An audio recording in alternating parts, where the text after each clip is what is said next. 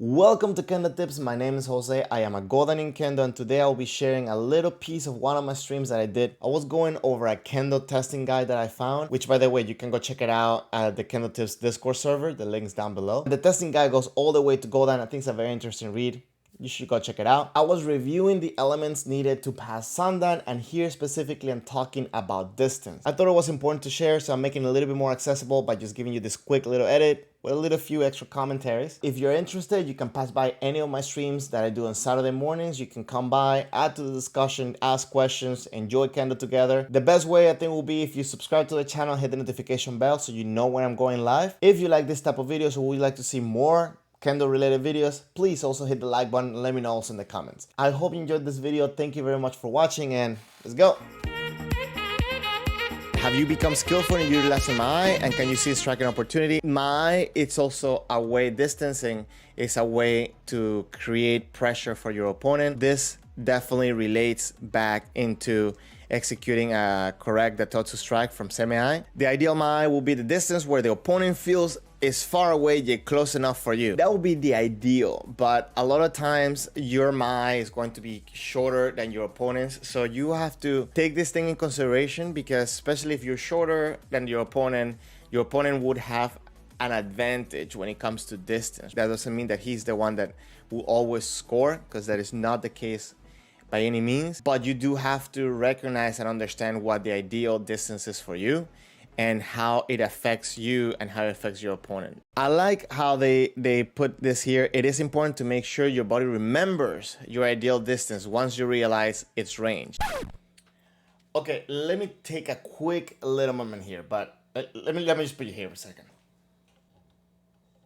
When I say your ideal range, I'm referring to the distance that is natural for your body or is comfortable for your body to get ippon. To successfully get ippon with correct posture and correct reach. This distance, we can work on making it longer or shorter, but we have a distance that kind of our body likes to perform the technique at. That's a whole, I can make another video about that. Let me know in the comments if you do like me to do that. Obviously this you pick up with experience and practice and so on, but what is really worth studying here is not necessarily this ideal range, but how to get to that ideal range. And let me tell you the secret, it's learning how to do small steps fluidly. Let me tell you what I mean. I always see people wanting to practice longer and longer reach and do a longer and longer attack. And I feel that sometimes this gets transferred into the steps that we take to get to the point where we want to attack. So it pretty much transferred to your regular steps that you take even before you commit to a waza. But you don't have to take long steps. As a matter of fact, I think you shouldn't take long steps. If you do this, you will be slower.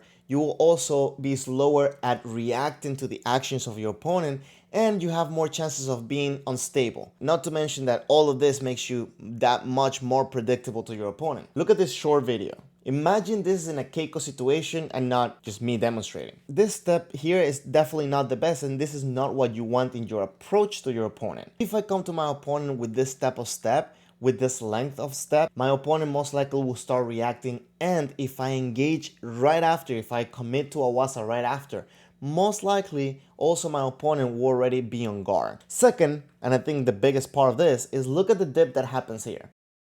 What this means is that I am interrupting the momentum, and by going down like this, I'm making my right leg have to make me come up before I can move forward. If my opponent decides to attack me at that moment, there are very little things that I can really do to be effective, and pretty much I'll just be on guard, especially if I'm already moving my left foot forward. And with all this, all the problems that I mentioned before come right back in. One thing you want to avoid is stopping this momentum, because if you're looking to attack to a longer reach, having this little momentum going without this interruption will allow you to get actually a little bit further than your normal step. But first, look at this other video.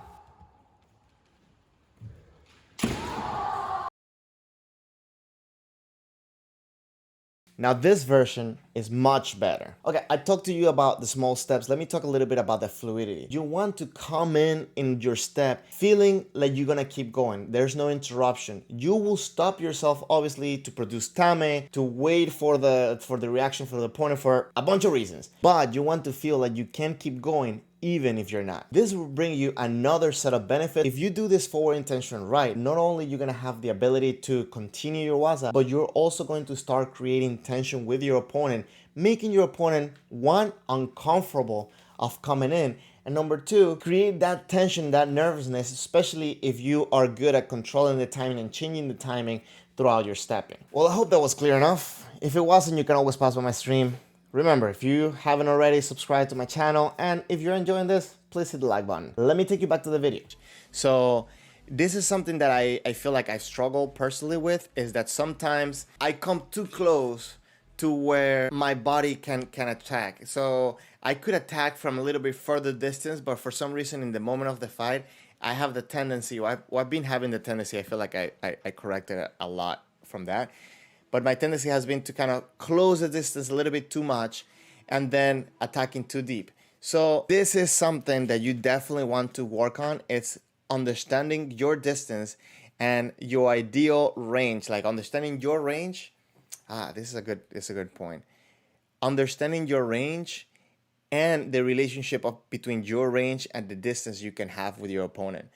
Because again, there's been opportunities where I can come in too close and then my range is bigger than the distance that I closed in, or the opposite. I've seen people where I'm practicing with somebody and they come in, but they don't come in enough. So when they shoot their men, they're just slightly short that they hit the mengane. So you always want to make sure that you, number one, understand your range, and number two, understand how that relates to when you're with your opponent, especially in the moment of a fight.